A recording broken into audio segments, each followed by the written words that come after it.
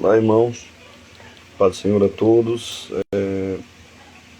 Vou, nesse momento, fazer o comentário da lição de número 5.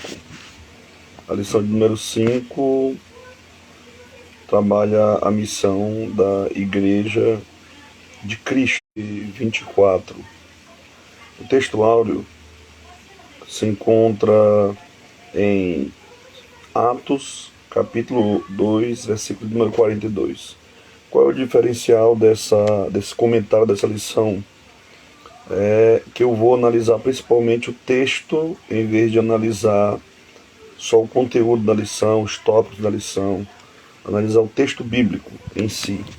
Essa aula ficará gravada. Se você quiser compartilhar nos grupos, pode ficar à vontade. O texto diz: e perseveravam. Lembre-se que esse ezinho aí, que a gente geralmente coloca como i, ele anteriormente o que existe é uma conversão. Então esse perseveravam aqui já é um desenvolvimento deles, né, espiritual. Nós podemos, usando o comentário pentecostal do Novo Testamento, colocar aqui como a primeira descrição em Atos de uma comunidade que vivia sob a direção do Espírito Santo. Ele fala perseveravam porque ele está falando também de continuação, de resistência, de constância, né? Aí eles perseveravam, ele é a dobradice que essas portas que ele vai citar agora são colocadas. A primeira é doutrina dos apóstolos. Geralmente doutrina envolve a ideia no Novo Testamento de vivência para a prática. Doutrina não tem a ver primeiramente com questão sistemática e nem com uma questão que nós entendemos só como conceitualmente doutrinário. Doutrina, usando o Tito 2, tu porém fala que convém a sã doutrina, envolve instruções para práticas e essa instrução ela deve mover nossos relacionamentos, nossa vida, nossa vivência como uma igreja. Então, a principal doutrina dos apóstolos era Cristo e a vida em Cristo. E podemos citar isso em duas referências. 1 Coríntios 15 e 1 Coríntios 2. Não vos preguei senão a Cristo e este crucificado. Dos apóstolos, porque foram homens que Deus investiu de autoridade para comunicar sua palavra. Comunhão aqui não envolve só a ideia moderna que a gente tem de confraternização, não envolve só a ideia moderna que a gente tem de fraternidade, envolve além, né? Porque lembre-se, comunhão no Novo Testamento não é só uma questão social, não, no Novo Testamento, comunhão envolve a ideia de ligação espiritual, de algo em comum. Ele diz partir do pão, esse partir do pão aqui envolve a ceia, mas não só a ceia, né? E nas orações, né? Que é uma. Então aí a gente pode perceber que eles tinham doutrina, tinham unidade, estavam em comunidade nos sacramentos, partir do pão, ceia, e nas orações, né? As orações aí da estrutura geral é a única que é dita no plural. Todas as outras eram singular, né? Então eram várias orações.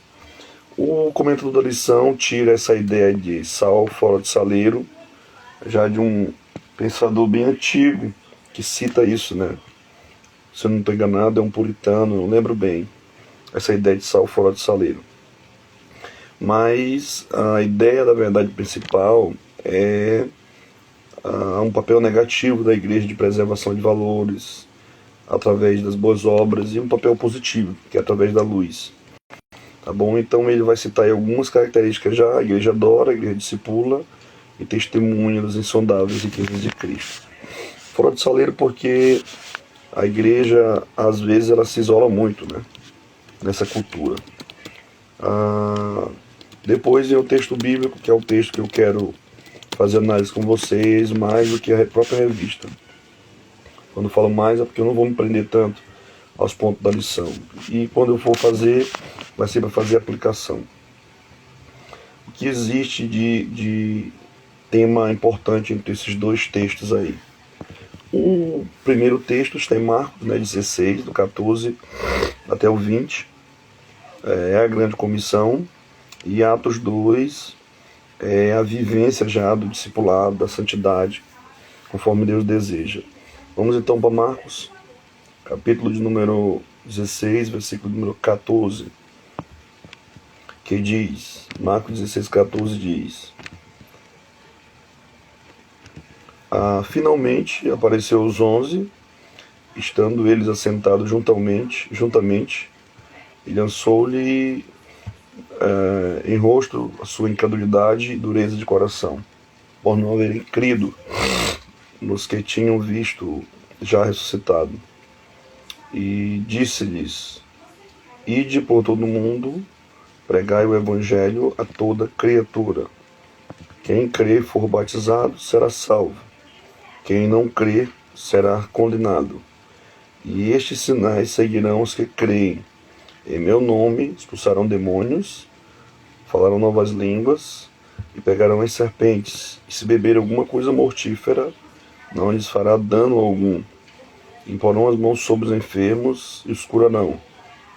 Ora, o Senhor, depois de ter falado, foi recebido no céu e assentou-se à direita de Deus.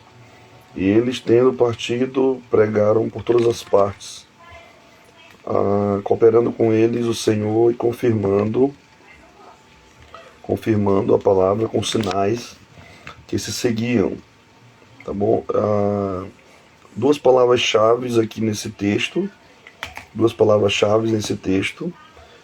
É a palavra crer, que é do versículo 14 até o versículo de número 17.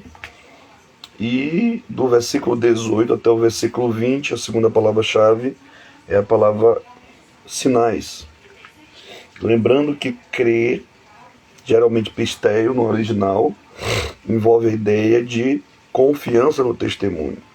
Só que em Marcos, crer não significa apenas confiança no testemunho. Dentro da teologia bíblica de Marcos, fé significa dependência, tá bom?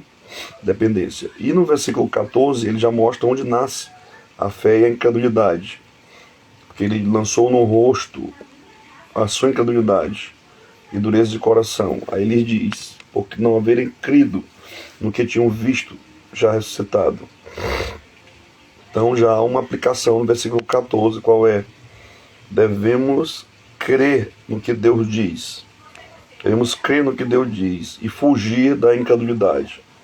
No versículo de número 15, ele já vai mostrar para nós que, na verdade, Deus já vai dar uma tarefa, né, para eles. E é importante nós fazermos uma diferença entre a missão no Antigo e no Novo, né? A missão no Antigo Testamento, ela era centrípeta. Ela era uma missão que Israel esperava as nações verem como testemunho. A missão no Novo Testamento não é assim. A missão no Novo Testamento é a igreja indo, né? A igreja girando, a igreja indo. E lembre-se também que o cenário dos primeiros anos, ali da década de 40 e 50, muitos da igreja acreditavam que a salvação ainda era só para os judeus. Né? Como muitos acreditam hoje nisso.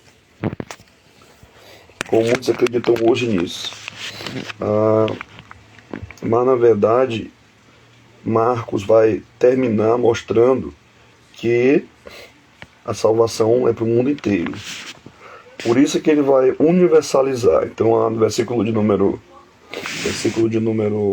15, ele vai dizer ide.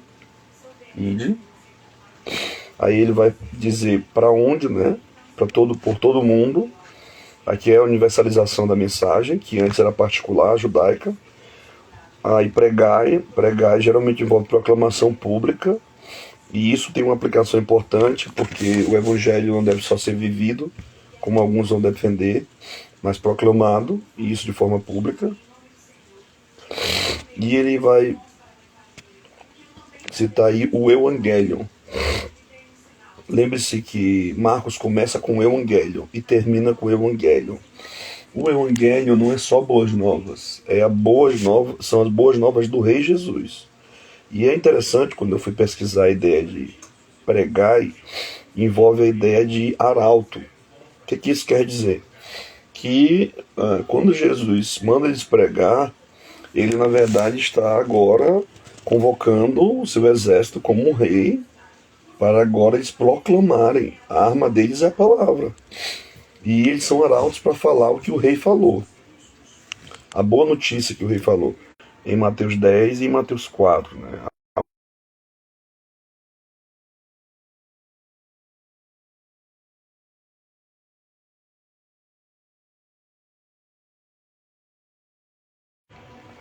Ele vai trabalhar as primeiras características dos cidadãos do reino. Se for resumir os versículos, para não ficar grande o vídeo, eu colocaria aí a nossa vivência, no versículo de número 42.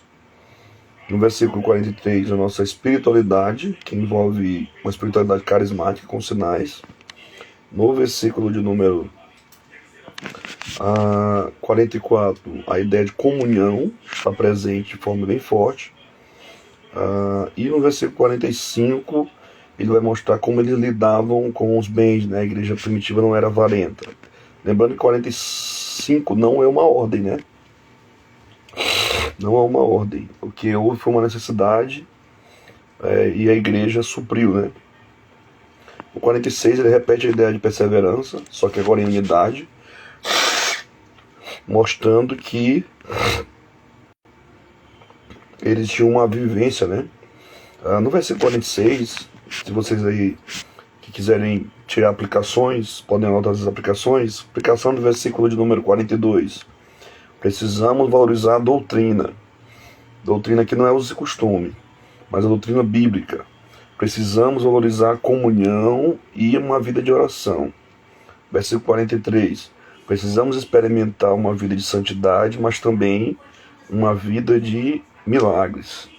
44. No mundo de divisão, de polarizações, nós temos que ter comunhão verdadeira. Além de bom dia, boa noite, paz. Versículo 45. Devemos ter um desapego com bens materiais, né? A usura e materialismo econômico hoje é uma tentação. Mas olha o exemplo da igreja primitiva. Versículo 46 vai mostrar que na verdade essa espiritualidade era diária, né? Uma espiritualidade que envolvia tanto a igreja quanto casas, tanto templo quanto dia a dia. E ele fala de alegria, né? Se você for ler Isaías, a alegria é um dos sinais quando o rei chegasse. Haveria alegria, né? O povo ia se alegrar. As aplicações do versículo de número 40.